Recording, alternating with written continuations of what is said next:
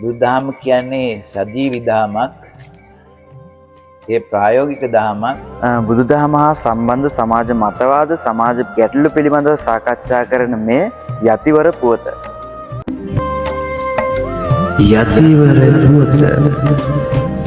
අපේ හාමුදුරනේ රහත් භාවයත් රහතන් වහන්සේලා ගැනත් ඒ වගේම රහතන් වහන්සේලා ලංකාවේ වැඩ ඉදිනවාද යන්න ඔබ වහන්සේ දරන මතය අපි දැනගන්න කැමතියි. රහතන් වහන්සේ කෙනෙක් තමන් රහත් කියලා කියන්නේ නැහැ.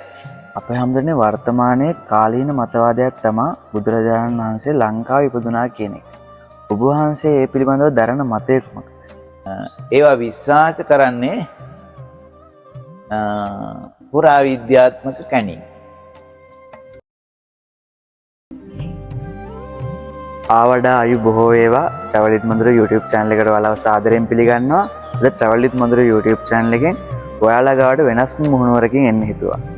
බුදුදහම හා සම්බන්ධ සමාජ මතවාද සමාජ ගැටලු පිළිබඳව සාකච්ඡා කරන මේ යතිවර පුවත. යතිවර පුවත.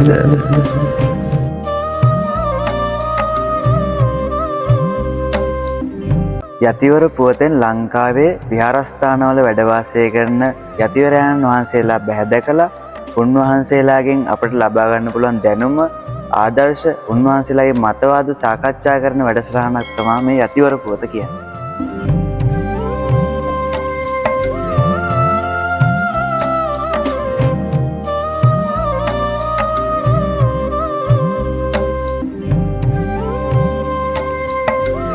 අපි දැන් මේ ඇවිල්ලා ඉන්නේ ලංකාවේ පළවෙනි රජමහා විහාරය වෙන ඓතිහාසික සගම රජමහා විහාරයේ විහාරාධිපති ස්වාමීන් වහන්සේ බැහැ දැකලා උන්වහන්සේගෙන් මේ යතිවර පුවත ආරම්භ කරන්න.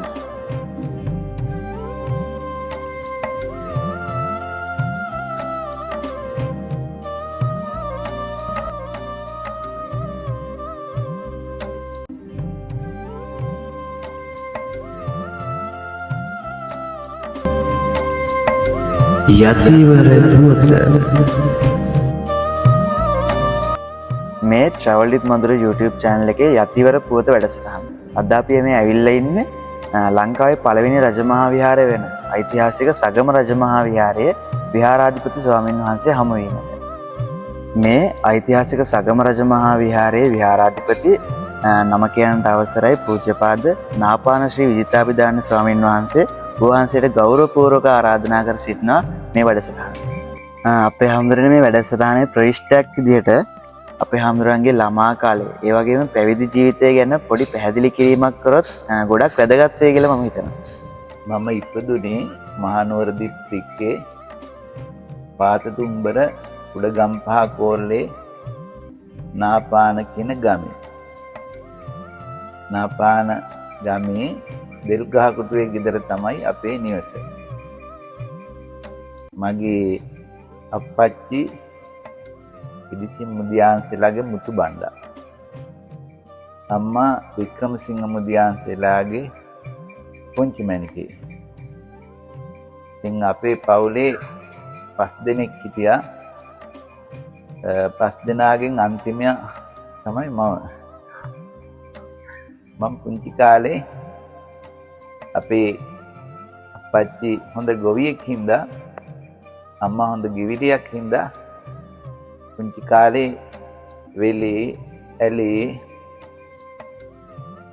බොහොම විනෝදයෙන් කාල ගත කරපු කෙනෙක්. බොහොම සැහැල්ලුවෙන් ජීවිතය ගත කළා.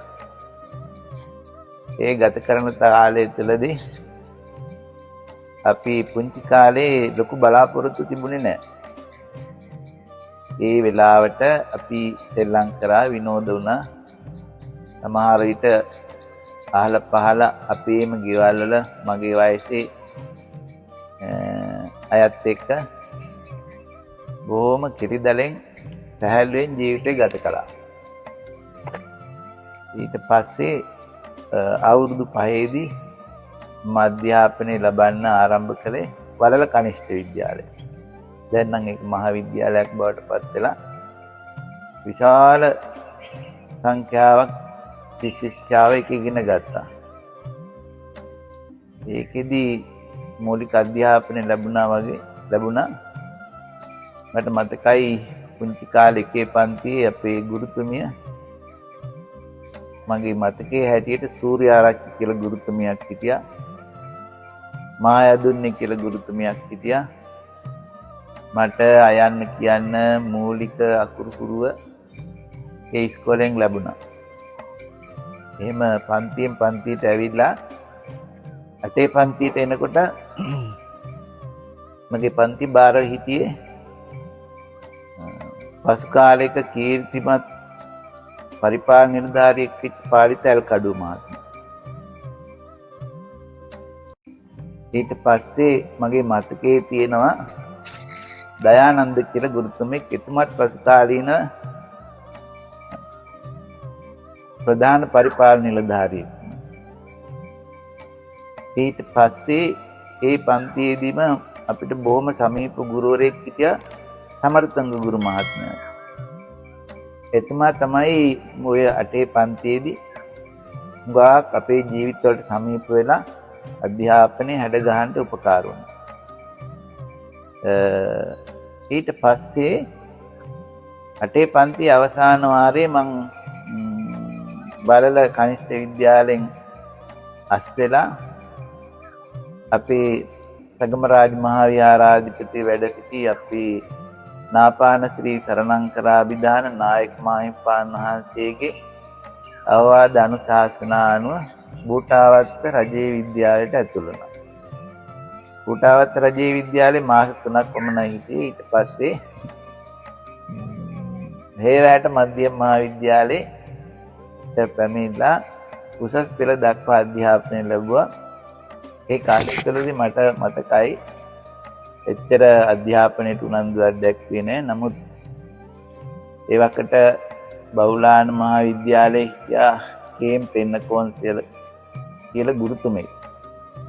අපේ නායක හාමුදුරුවන්ගේ ඉල්ලීම මත එතුමා පන්සලට ඇවිල්ලා තවත් වරුවේ මගේ අධ්‍යාපනය පිළිබඳ උපදෙස් දුන්නා. ගණිතය ඉගැන්නුවා, සිංහල ඉගැන්නුවා. ඉතින් ඒ අනුව මගේ අධ්‍යාපනය සම්පූර්ණයෙන්ම වෙනත් අතකට යොමු කළේ ඔය කියන තෙන්නකෝන් කියන ගුරුතුමා. එතුමා දැන් මිය ගිහිල්ලා බොහෝ කල. ඒ වුණත් ඒ අධ්‍යාපනික ජීවිතයේ එතුමා කරපු බලපෑම ඉතාමත් විශාලයි. ඉතින් පුංචි කාලේ එහෙම තමයි ගත කරේ. ඊට පස්සේ උසස් පෙළ විභාගයෙන් පස්සේ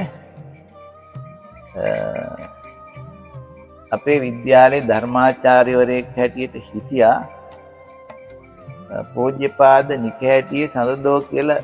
සඳදෝ එමත් නැත්නම් නිකහැටියේ චන්දදෝති කියන ගුරු හාමුදුරුවෝ. අලුත් අවුරුද්දක් දවසේ උන්වහන්සේ මට හමු වුණා.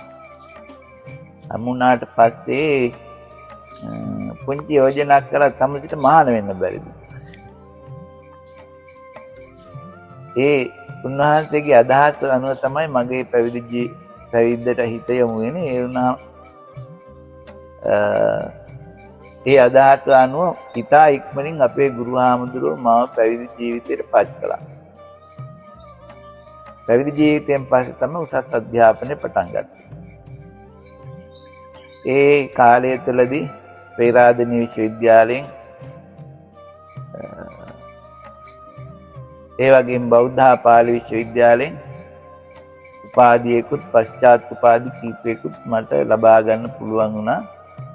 ඒ පැවිදි ජීවිතය සාර්ථක කරගන්න අවශ්‍ය විෂයන් තමයි මම හදාලේ.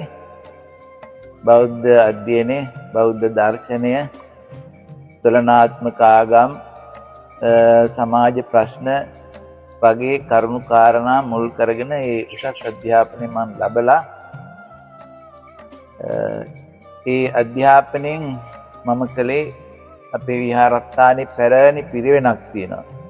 ඒ පිරිවෙනේ ගුරුවරයෙක් හැටියටත් ඒ වගේම පරිවිනාධිපති හැටපරේක් හැටියටත් ඒ වගේම දැන් කෘත්‍යාධිකාරී හෙවත් අධ්‍යක්ෂක හාමුදුරුවෝ හැටියටත් කටයුතු කරනවා. ඉතින් එහෙම තමයි මගේ ළමා කාලයත් පැවිදි ජීවිතයත් අධ්‍යාපනයත්.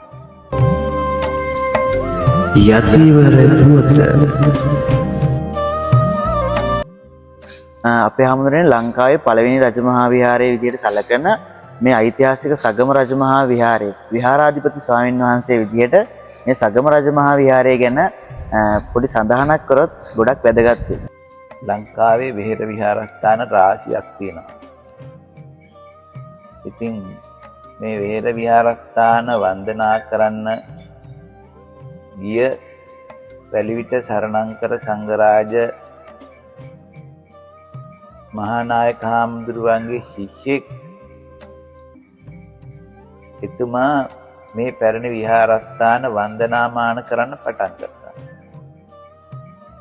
ඒ වන්දනාමාන කරන ගමනේදී සගම රජමහා විහාරස්ථානයට පළමුවෙන්ම ආවා. එතනින් පටන් ගත්ත වන්දනා ගමන සගම, පස්ගම, අරත්තන, මාදන්වල, විල්වල, කඩදර, මොරපා යන ආදී වශයෙන් ඒ උපාසක මහත්මයාගේ වන්දනා ගමනේදී තමන් වන්දනා කරපු පැරණි විහෙර විහාරස්ථාන සියල්ලම ලේඛනයක් හැටියට සකස් වෙලා ඒක නම් පොත හෙවත් විහාරස්න ආදී වශයෙන් විවහාර කරන්න පටන් ගත්තා. විශේෂයෙන්ම පැරණි අධ්‍යාපන ක්‍රමේදී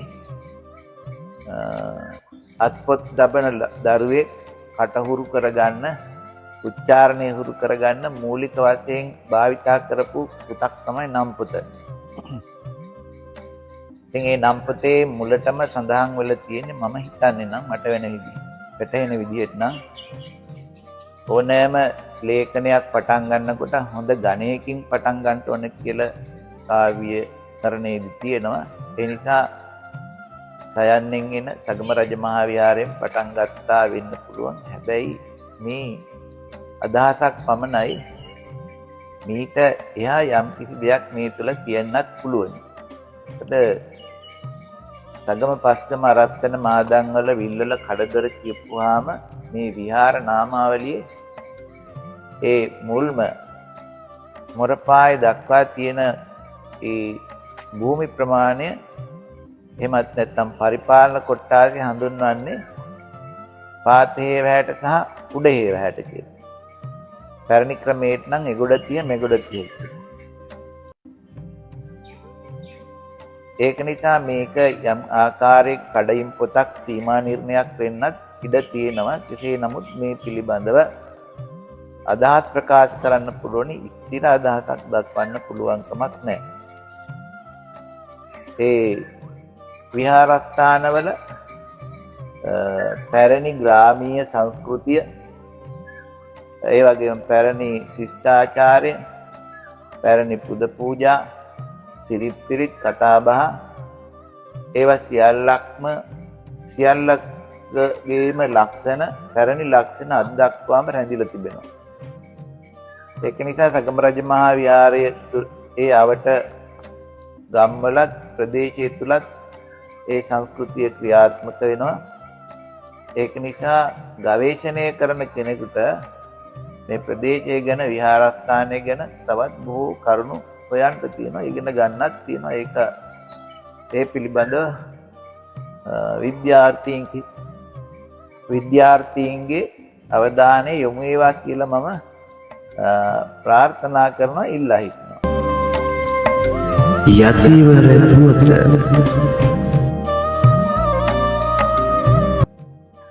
අපේ හැමදෙරනේ මම ඔබ වහන්සේගෙන් වෙනස්ම විදිහේ ප්‍රශ්නයක් ඇසුවොත් බුදුදහම ජීවිතේට වැදගත් වෙන්නේ කොහොමද?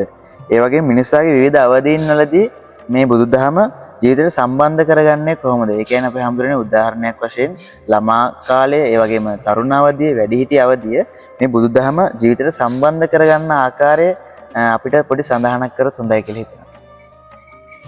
බුදුදහම කියන්නේ සජීවී දහමක්. ඒ ප්‍රායෝගික දහමක්, ප්‍රායෝගික දර්ශනයක්. ඒ තුලින් බලාපොරොත්තු වෙන්නෙම සාර්ථක ජීවිතයක්. සාර්ථක ජීවිතය කියපුවාම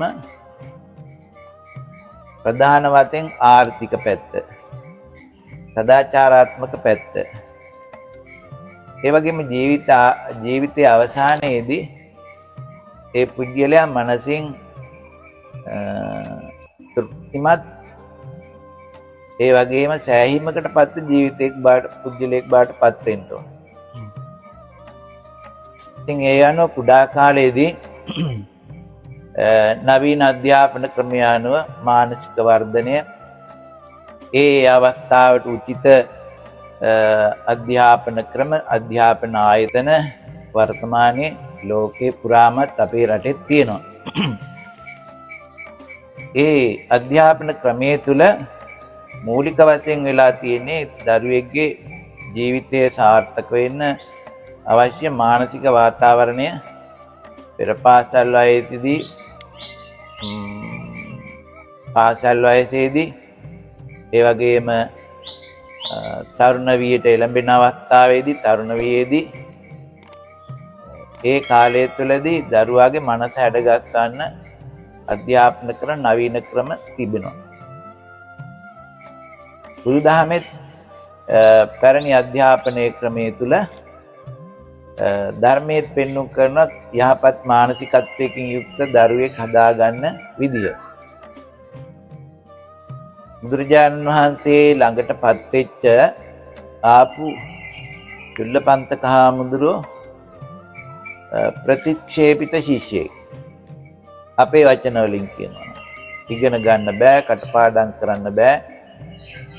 ඒ නිසා මේ ප්‍රතික්ෂේපිත පැවිදි ශිෂ්‍යයා බුදුරජාණන් වහන්සේ ළඟටපත් වුණාට පස්සේ බුදුරජාණන් වහන්සේ මේ චුල්ලපන්තක හාමුදුරුවෝ දිහා බැලුවේ එයාගේ හැකියාව කුමක්ද?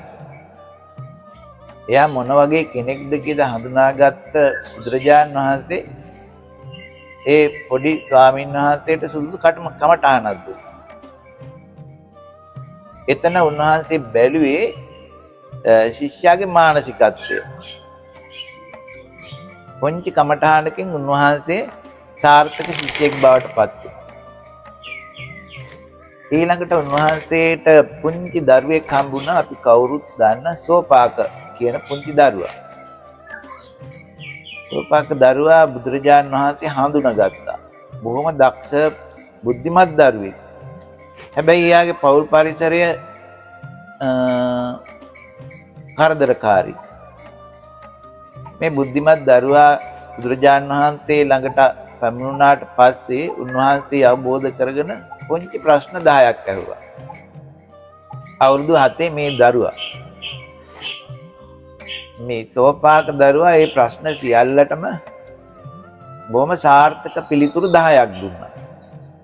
ඒ පිළිතුරු 10 තුල ඇතුළත් වෙලා තියෙන මුළු බුද්ධ දේශනාවේ සියල්ල වැදගත් සහ ප්‍රධාන කරුණු ඇතුළත් වෙලා තියෙනවා. බුදුරජාණන් වහන්සේගේ ප්‍රශ්නත් ඔහුගේ උත්තරත් තුළ සියලුම බුදුරජාණන් වහන්සේගේ ඉගැන්වීම් ඇතුළත් වෙලා තියෙනවා.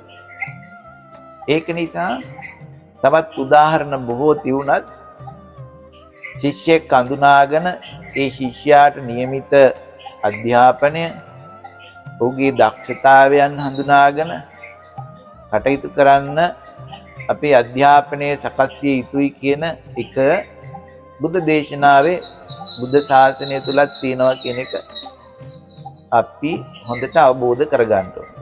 ඒ වගේම තරුණ වයසට ආපුවාම තරුණ වයසේදී ජීවිතය සම්පත් උපයා ගන්න උත්සාහ කරන්න ඕනේ. ශක්තිමත් කාලේ ජීවිතය ගොඩනගා ගන්න අවශ්‍ය සම්පත් තරුණ කාලේදී උපයා ගන්න ඕනේ. ඒක හොඳට ධර්මයේ අවධාරණය වෙලා තිබෙනවා. ඒ වගේම තරුණයේ කෙනෙක්ගේ ආර්ථික ජීවිතය පෙළගස්සා ගන්න ආකාරය ඒ ධර්මයේ තුලින් පැහැදිලි කරලා තියෙන විශේෂයෙන්ම ව්‍යග්ගපජ්ජ සූත්‍රයේ සිංහාලෝවාද සූත්‍රයේ කියන මේවට ගිහි විනය කියලා සමහර අවස්ථාවල යෙදෙනවා. මේ තුලින් කෙනෙක්ගේ ලෞකික ජීවිතය හැඩගස්වා ගන්නේ කොහොමද? විශේෂයෙන්ම තරුණ අවධිය කියලා කියන්නේ ජීවිතේ පටන් ගන්න අවධිය. ඒ කාලය තුළදී කෙනෙක් තමන්ගේ ජීවිතය ආර්ථික වශයෙන් ශක්තිමත් කර ගන්න ඕන. හොඳ ආර්ථික දර්ශනයකුත් තියෙනවා. ඒකේන භෝගේ බුඤ්ජෙය්‍ය ද්විහිකම් පයෝජේ චතුත්තත්ත නිධාපෙය්‍ය ආපදාසු භවිස්සති. තමන් සොයන හම්බ කරන දේවල් කොටස් 4කට බෙදන්න. එක කොටසක් එදිනෙදා ප්‍රයෝජනෙට පරිභෝජනයට යොදා ගන්න ඕන. ද්විහි කම්මං පයෝජේ කොටස් දෙකක් නැවත ආදායම් වෙන මාර්ගයක යොදන්න ඕන. චතුත්තත්ත නිධාපෙය්‍ය හතරවෙනි කොටස තැම්පත් ධනයක් බවට පත් කරන්න මක් නිසාද ජීවිතේ නොයේ කරදර කම්කටොළු වෙනකොට ණය නොවි එයින් අපිට උපකාරයක් ලබා ගන්න පුළුවන් නිසා. ඒ ආර්ථික ජීවිතයේ ශක්තිමත් වුණොත් තමයි ඊළඟට ඒ පුද්ගලයාට ආධ්‍යාත්මික පැත්තට යොමු වෙන්න පුළුවන්. තමන්ගේ අවශ්‍යතා පරිමහ ගන්න, ඉටු කර ගන්න බැරි වුණොත් එතනින් එයාට ඒක බලපාන්නේ මනසට. ඒ නිසා ආධ්‍යාත්මික ජීවිතයේ පදනම වෙන ආර්ථික පැවැත්ම අපේ ජීවන පැවැත්ම ශක්තිමත් කර ගන්න ඕන. ඒ වගේම රටක් ගත්තාම රටේ වැසියන්ට අවශ්‍ය ආහාර පාන ඇඳුම් පැළඳුම් ගෙවල් දොරවල් බේත් හේත් වගේ නිවාස වගේ අවශ්‍යතාවයන් ඉටු කරගන්න හොඳ ආර්ථිකයක් තියෙන්න ඕනේ. ඒ ආර්ථිකය ශක්තිමත් කිරීමේදී පාලන තන්ත්‍රයටත් යම් වගකීමක් තියෙනවා. ඒ වගකීම තුළ යම් කිසි කෙනෙක් ගොවිතැන් කරන්න ගොවිතැනට උනන්දු නම් ඒ තැනත්තන්ට ඒ ගොවිතැන් කරන්නට උවමනා අයට කැමති අයට බීජ බත්තන් උපාදේතු අවශ්‍ය පසුබිම මූලික දේවල් සපයලා දෙන්න. හොඳ බීජ වර්ග ඒ වගේම උපදෙස් ඒ වගේම උපයාගත්තු අස්වැන්න විකුණ ගන්න ඒ වගේම රට තුල එක බෙදා හරින්න ඒක රජයේ උපකාරය අවශ්‍ය වෙනවා. පාලන තන්ත්‍රයේ උපකාරය අවශ්‍ය වෙනවා. ඒ වගේම යම් කිසි කෙනෙක් රජයේ සේවය කරන්න කැමති නම් ඒ රජයේ සේවයට බඳගාගෙන ඒ පිරිසට નિયમિત වැටුපක් සාධාරණ වැටුපක් සහ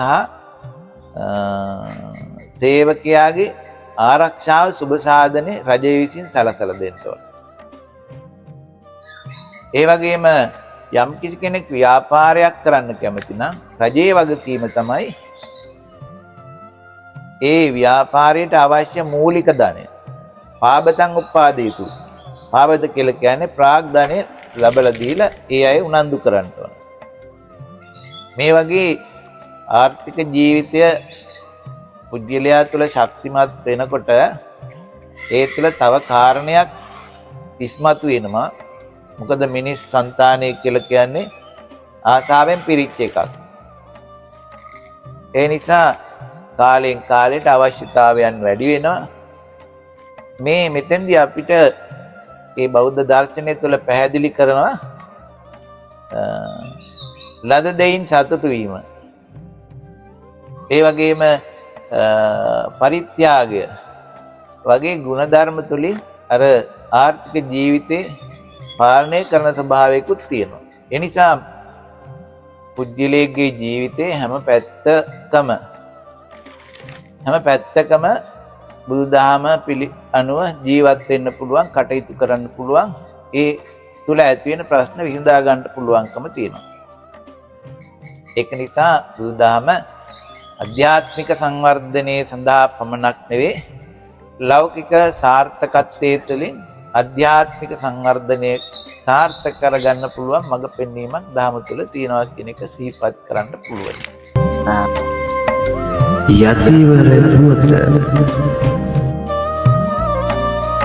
අපේ හාමුදුරනේ මේ පන්සල තුලින් සමාජයට ඉටු යුතු යුතුකම් මොනවද?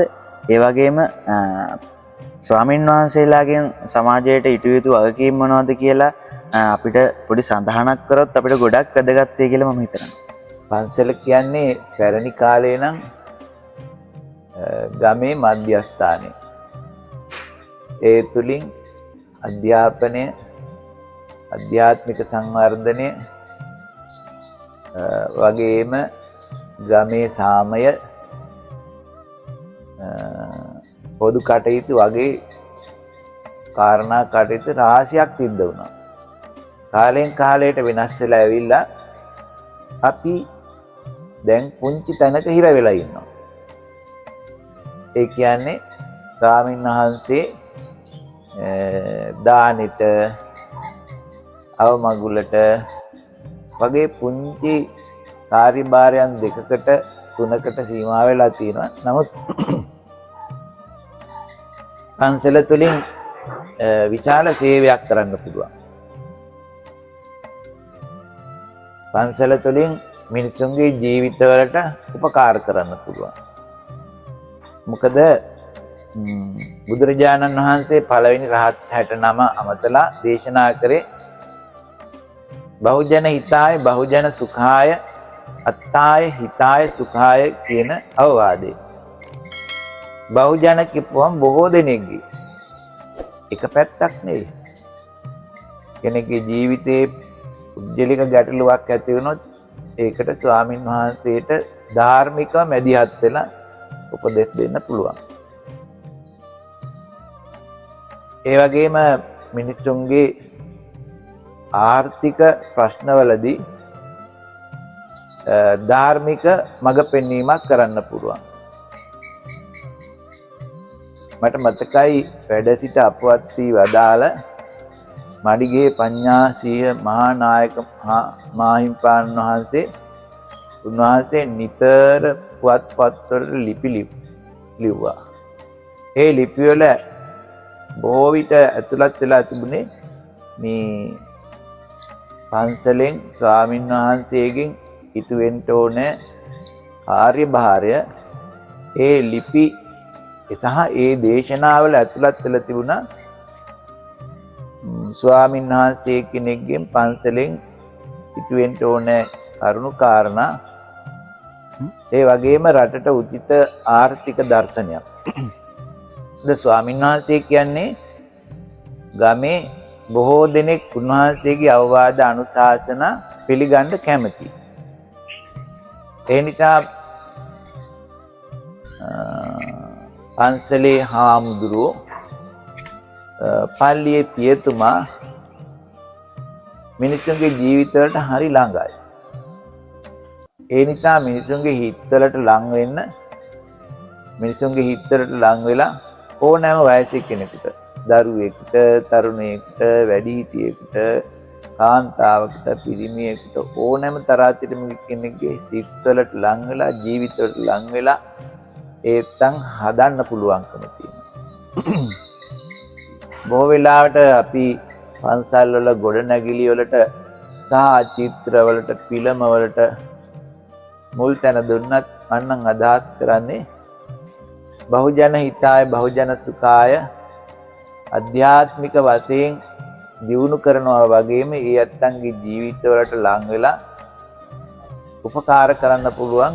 ඒ ඇත්තන්ගේ ජීවිත ඒ ඇත්තන්ගේ ගැටලු निराකරණය දෙන්න කල්යාණ මිත්‍රයෙක් හැටියට උපකාර කරන්න පුළුවන්කම තියෙනවා.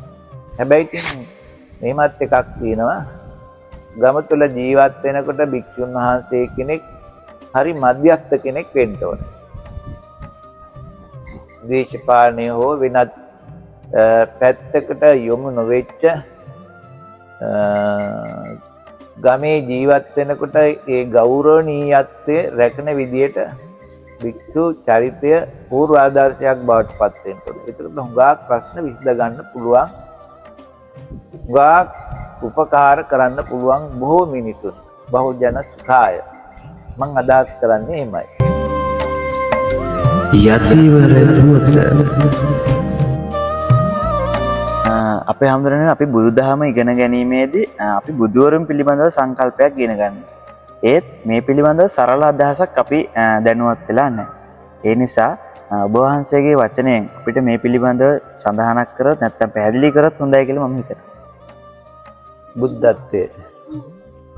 බුද්ධත්වය කියලා කියන්නේ මිනිසියෙකුට පත් වෙන්න පුළුවන් ඉහළම උතුම් භාවය.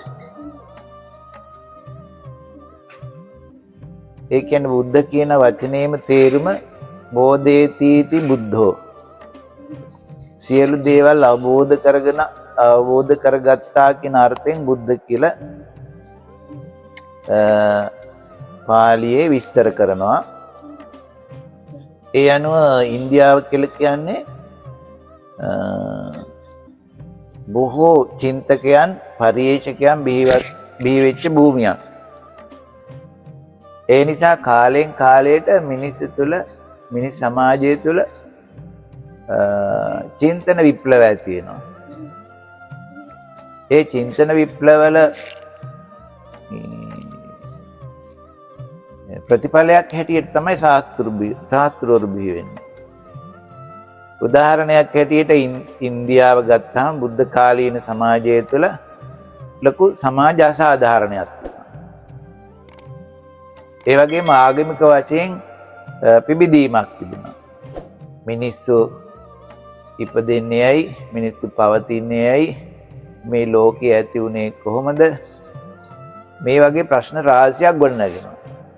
ඒ නිසා ඒකේ ප්‍රතිඵලයක් හැටියට ශාස්ත්‍රවරු බිහි වෙලා ඒ අය යම් යම් අදහස් ප්‍රකාශ කරනවා. ඉතින් බුදුන් වහන්සේ කියලා කියන්නේ ඒ විදිහේ ඉන්දියානු සමාජ විවිධත්වයේ සහ සමාජ අසාධාරණත්වයේ තුළ ඒ අසාධාරණයට විරුද්ධව ඒ අසාධාරණය නැති කරන්න මනුෂ්‍යත්වයේ වටිනාකම අවබෝධ කරගන්න උත්සාහ කරපු කෙනෙක්. ඒ නිසා අවසානයේදී උන්වහන්සේ අවබෝධ කරගත්තා මේ ලෝකේ ස්වභාවය. ඒ ලෝකේ ස්වභාවය අවබෝධ කරගත්ත කියන්නේ චතුරාර්ය සත්‍ය. මිනිස්සු දුක් විඳිනවා.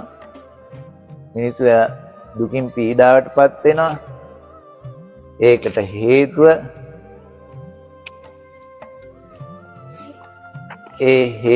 නැති කරන්නේ කොහොමද? ඒ හේතුවේ නිදහස් වෙන්නේ කොහොමද කියන මේ කාරණා තමයි උන්වහන්සේ අවබෝධ කරගත්තේ. ලෝකේ පළවෙනිම මේ ලෝකයේ පිළිබඳව සහ ජීවිතය පිළිබඳ අවබෝධ කරගත්ත තැනැත්තා කියන එක තමයි සරලව බුද්ධ කියලා අපි අදහස් කරන්නේ, පාළිය විස්තර කරන්නේ. ඉතින් තවත් කාරණයක් සඳහන් කරන්න අපි යමක් ඉගෙන ගන්නකොට කතා කරනකොට සංසන්දනාත්මකව කතා කරන එක වඩා වැදගත් වෙන අවබෝධය පිණිස. ඉතින් යේසුස් ක්‍රිස්තුස් උන්වහන්සේ බිහි වුණේ සමාජ අසාධාරණත්වය හමුවේ. සමාජ අසාධාරණත්වයේ යටතේ කටයුතු කරනකොට, ඒකට විරුද්ධව කටයුතු කරනකොට ඒකට විරුද්ධ බලවේග නැගී හිටිනවා. ඉතින් ඒ වගේ වරින් වර ශාස්ත්‍රවරු මේ ආගම පමණක් පදනම් කරගෙන බිහි වෙනව නෙවෙයි, සමාජයේ ස්වභාවය අනුව සමාජයට යම් පිහිටක් මාර්ගෝපදේශයක් දෙන්න තමයි හැම වෙලාවෙම ශාස්ත්‍රවරු කටයුතු කරන්නේ. ඒ වගේ අපේ ගෞතම බුදුරජාණන් වහන්සේ මුළු ලෝකයේම පිළිගන්න ජීවන දර්ශනයක් සහ ධර්මයක්, ලෝකයේ පිළිබඳ සත්‍යතාවයත් උන්වහන්සේ පළමුවෙන්ම අවබෝධ කරගත්ත නිසා උන්වහන්සේට බුද්ධ කියන වචනය අපි භාවිතා කරනවා. ඊට අමතරව පසු කාලීනව උන්වහන්සේගේ උතුම් භාවය දක්වන්න, උන්වහන්සේ උත්කර්ෂයෙන් වර්ණනා කරන්න නවරහදී බුදුගුණ, විශේෂයෙන්ම සම්මා සම්බුද්ධ ආදී වශයෙන් පරිවාර යෙදුම් නම් උන්වහන්සේ වෙනුවෙන් යොදනවා. යතිවර දුවත අපේ හැමදෙරේ රහත් භාවයත් රහතන් වහන්සේලා ගැනත් ඒ වගේම රහතන් වහන්සේලා ලංකාවේ වැඩ හිටිනවාද යන්න ඔබ වහන්සේ දරන මතය අපි දැනගන්න කැමතියි. ලංකාවේ වැඩ හිටපු අවසානම රහතන් වහන්සේ හැටියට සැලකෙන්නේ මලියදේව රහතන් වහන්සේ. උන්වහන්සේ වැඩ හිටියේ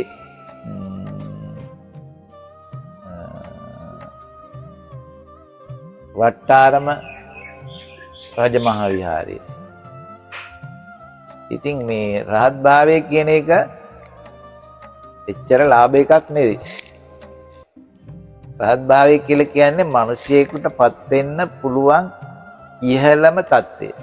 ඒ කියන්නේ තත්වයෙන් ක්‍රියාවෙන් චර්යාවෙන් වචනෙන් ඒ හැම කෙනෙක්ම හැම දෙයකින්ම මේකට වචනයක් ඉංග්‍රීසි වචනයක් යෙදුවට කමක් නැහැ මම හිතන පර්ෆෙක්ට් කියන වචනේ.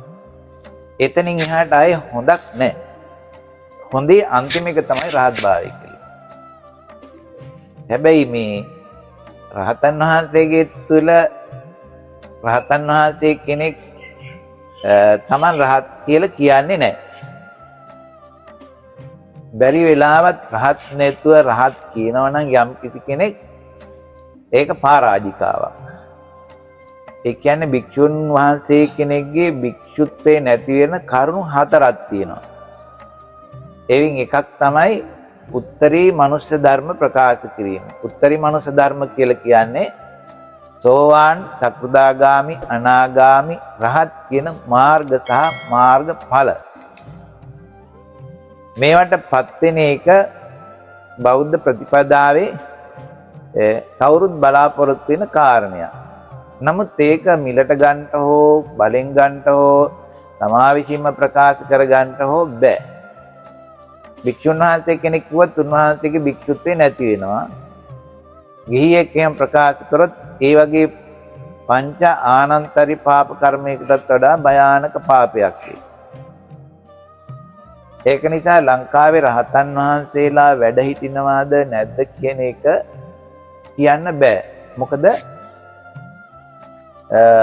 මේ බුද්ධ ශාසනයේ ජීවමය කොටස තමයි ස්වාමීන් වහන්සේලා. උන්වහන්සේලා ලංකාව තුළ විවිධාකාරයෙන් වැඩ සිටිනවා.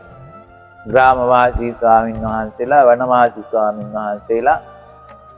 ඒ වැඩ ඉන්න උන්වහන්සේලාගේ සමහර ස්වාමීන් වහන්සේලා දවසකට එක වේලක් වළඳලා ආධ්‍යාත්මික දියුණුව සඳහාම කටයුතු කරන ස්වාමීන් වහන්සේලා ඉන්නවා. ඉතින් ඒ අතර රහතන් වහන්සේලා ඉන්න පුළුවන්.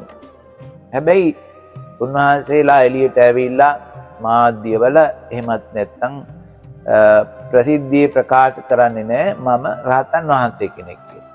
එහෙම ඒ තරමට රහතන් වහන්සේ කෙනෙක් නිහතමානී. අඩුම ගානේ ගහක කොළයක්වත් කඩන්න බෑ. අඩුම වශයෙන් පළතුරු ගෙඩියක් Tamanටම කපා ගන්නත් බෑ. ඒ වගේම උන්වහන්සේ කවදාකවත් කෙනෙක්ගේ හිතේ දෙන්න කතා කරන්නේ නැහැ.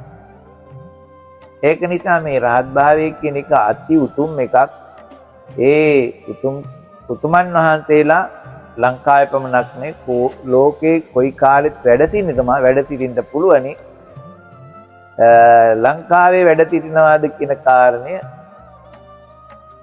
බෞද්ධ පින්වතුන් චර්යාවෙන්, වචනෙන්, කතාභාවයෙන්, සිල්වත් ගුණවත් භාවයෙන් තීරණය කරන්න පුළුවනි. ඒක නිසා මේ උතුම් රහත් භාවය අපි හැලුවට පත් කරන්න හොඳ නැහැ. උතුම් රහත් භාවය අපි ඒ පිළිබඳව ගෞරව කරන අතර ගෞරව කරන්න පුරුදු වෙන්න ඕනේ. යම් කිසි කෙනෙක් රහතන් වහන්සේලායි ප්‍රකාශ කරනවා නම් ඒක එහි ප්‍රතිඵල උන්වහන්සේලාම භුක්ති විඳින්නටත් ඕන. ඒ වගේම දායකයන් හැටියට, මිනිස්සු හැටියට, බෞද්ධයන් හැටියට ඒවා විමර්ශනය කරන්න, තර්ක කරන්න, සංවාද පවත්වන්නට යන එක සුදුසු නෑ කියන එකයි මගේ අදහස. යතිවර පුවත අපේ හැමදෙන්නේ වර්තමානයේ කාලීන මතවාදයක් තමයි බුදුරජාණන් වහන්සේ ලංකාවේ ඉපදුනා කියන එක. ඔබ වහන්සේ ඒ පිළිබඳව දරන මතය කුමක්ද? බුදුරජාණන් වහන්සේ ඉපදුනාය, උන්වහන්සේ ධර්ම දේශනා කරාය, බුද්ධත්වයට පත් වුණාය, පිරිනොම් පෑවයි කියන කාරණා ඉතිහාසාත්මක කාරණා. අතීතයට අයිති කාරණා. එතකොට යම්කිසි ඉතිහාසගත කාරණාවක් අපි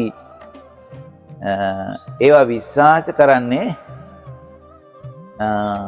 පුරාවිද්‍යාත්මක කැණීම්, අභිලේඛන සහ සාහිත්‍ය කියන පරිේශන කියන කාරණා අනුව. දැනට ඒ පුරාවිද්‍යාත්මක සහ ඉතිහාසගත කාරණා, අභිලේඛන, පරිේශන සහ නටබුන් වලින් අපි හොඳට අවබෝධ කරගෙන තියෙනවා බුදුරජාණන් වහන්සේ පහළ වුණේ ඉන්දියාවේය. ඊට පස්සේ පිළිවෙලින් අශෝක අධිරාජ්‍ය, කනිෂ්ක රජතුමා ආදී ඒ කාලානුරූපව පළවෙනි ධර්ම සංගායන පැවැත්වුවා.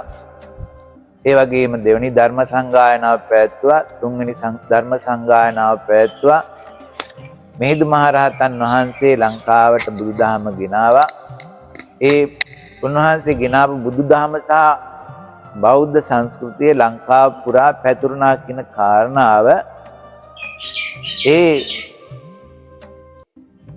පුරා විද්‍යාත්මක නටබුන් සහ පරිේෂණ සහ අභිලේඛන වලින් පැහැදිලි වෙනවා. ඒ නිසා තර්කයක් නැහැ බුදුරජාණන් වහන්සේ පහළ වුණේ දඹදිව. උන්වහන්සේ වැඩ සිටියේ දඹදිව. ඒ පිළිබඳව විවාදයක් කරන්න අවශ්‍ය නැහැ. නමුත් කෙනෙකුට අදහසක් ප්‍රකාශ කරන්න පුළුවනි බුදුහාමුදුර ලංකාවේ ඉපදුනා එක. එහෙමනේ පරිේෂණ කාරණා අපි යම් කිසි න්‍යායක් හෝ අදහසක් පෙරදරි කරගෙන අපි හැම වෙලාවෙම උත්සාහ කරන්නේ අපි ඉදිරිපත් කරපු අදහස නිවැරදි කියන්න, ඒ වගේම අපේ අදහස හරි කියන්න තමයි බොහෝ දෙනෙක් උත්සාහ කරන්නේ. නමුත් බුදුරජාණන් වහන්සේ ඉපදිච්ච බුදු වෙච්ච පිරිනිවන් පාපු ස්ථාන අදත් ඉන්දියාවේ ජීවමානව තියෙනවා. ඒ හා සම්බන්ධව අභිලේඛන තියෙනවා. ඒ වගේම ලෝකේ බොහෝ දෙනෙක් පිළිගන්නවා බුදුරජාණන් වහන්සේගේ මේ ඉතිහාසගත කාරණා. ලංකාව විතරක් නෙවෙයි මුළු ලෝකෙම පිළිගන්නවා. ඉතින් ඇයි අපි ලංකාවේ ඉපදුනා කියලා හිතේ සැකයක් ඇති කරගන්නේ? කෙනෙකුට ඕන නම් ඒ වගේ අදහසක් ඇති කරගන්න පුළුවන්, කටයුතු කරන්න පුළුවන්. අපි බුදුරජාණන් වහන්සේගේ ජීවිතේ පිළිබඳව, උන්වහන්සේගේ දහම පිළිබඳව, උන්වහන්සේගේ ජීවන පැවැත්ම පිළිබඳව, උන්වහන්සේගේ චර්යාව පිළිබඳව අපි අවිශ්වාසයෙන් කටයුතු කරනවා නම් ඇත්තටම ඒක පවක්. බෞද්ධයෙකු තුළ තියෙන මූලිකම මානික ස්වභාවය පිරිහිලා කියන එකයි එකෙන් අදහස් කරන්නේ. ඒ නිසා මගේ අදහස නම් බුදුන් වහන්සේ ඉපදිච්ච ඒ කාරණා සම්බන්ධවත්, ඒ වගේම බෞද්ධ සාහිත්‍ය තුලවත් තියෙන කාරණා වලට වඩා බෞද්ධයෙක් හැටියට ජීවත් වෙන්න උන්වහන්සේගේ දේශනාව, උන්වහන්සේගේ මඟ පෙන්වීම අවශ්‍ය වෙනවා. ඉතින් ඒ තුළින් ශාසනයට, ලාංකික බුද්ධ ශාසනයට යම් කිසි වර්තමාන પરම්පරාවට, කුඩා પરම්පරාවට යම් කිසි අසාධාරණයක් සිද්ධ වෙනවා කියන එක සිහිපත් කරන්න ඕනේ. මොකද මගේ පොඩි ළමෙක් ඇහුවා, පුංචිම ළමෙක්, යම් කිසි ස්ථානයක් කියලා බුදුරජාණන් වහන්සේ ඉපදුනේ එහෙ නේද කියලා. මේක මේ බෞද්ධ සමාජයට කරන ලොකු අසාධාරණයක් එක අතකින්, අනිත් එක පවක්. ඒ නිසා බෞද්ධ කියන්නේ බුද්ධිමත් අය. ඒ බුද්ධිමත්කම ප්‍රයෝජනෙට අරගෙන බුදුහාමුදුරුවෝ ඉපදිච්ච තැන තීරණය කරන්න, බුද්ධිමත් මිනිස්සු හැමදෙලාවම බුද්ධිමත් තීරණයක් ගන්නවා. මගේ අදහස ඒකයි. ගොඩක් පින් අපේ හාමුදුරනේ අද දවසේ අතිවර පුවත වැඩසටහනට සම්බන්ධ වෙලා බුදුදහම පිළිබඳව කාලීන ගැටලු, කාලීන මතවාද පිළිබඳව අදහස් දැක්වූ ඔබ වහන්සේට নমස්කාර පූර්වක ස්තුතිය පුද කරන සිටින අතර නැවතත් මේ වගේ කාලීන මතවාද, කාලීන ගැටලු පිළිබඳව සාකච්ඡා කරන වීඩියෝ එකකින් නැවත අපි හමු වෙමු. හැමෝටම දළදා සමිති පිහිටයි.